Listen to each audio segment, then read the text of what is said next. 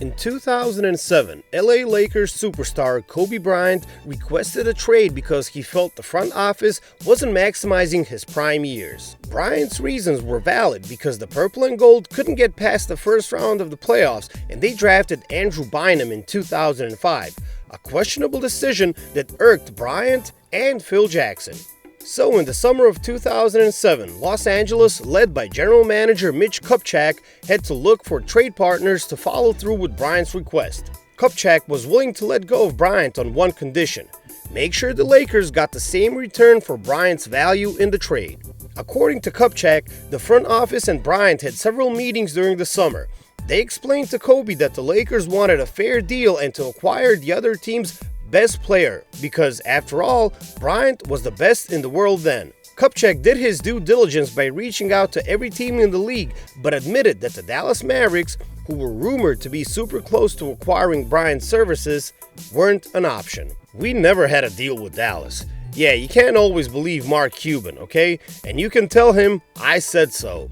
Kupchak revealed in episode 9 of Legacy, the true story of the LA Lakers documentary. To convince Bryant to stay, Kupchak held another meeting with his agent, who at the time was Rob Pelinka, and Jerry Buss. They told Bryant that the teams they negotiated with didn't offer the Lakers what they wanted.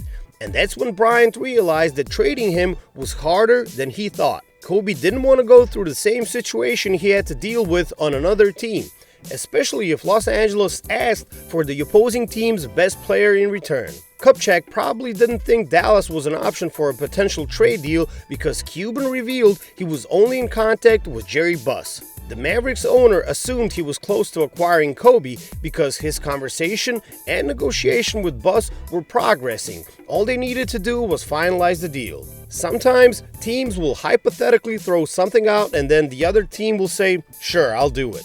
Then you'll start working through some of the details and then somebody will back out. That's what I just expected to happen with this deal.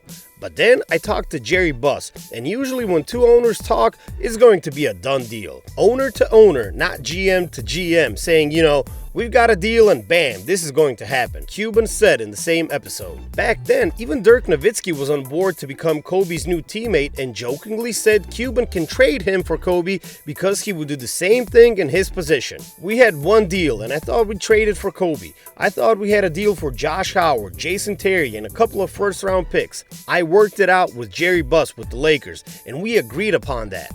Dirk calls me and says, "If you want to trade me for Kobe, I would make that deal in a heartbeat." I was like, "No, this is not going to happen," Cuban said. Ultimately, Bryant's trade request never came to fruition despite a cloudy and busy summer for the Lakers in 2007. They eventually proved their commitment to Bryant by acquiring Pau Gasol and forming a championship team around them that went to the NBA Finals 3 times and won back-to-back championships. The Lakers managed to save their relationship with Bryant by earning his trust again after his trade request.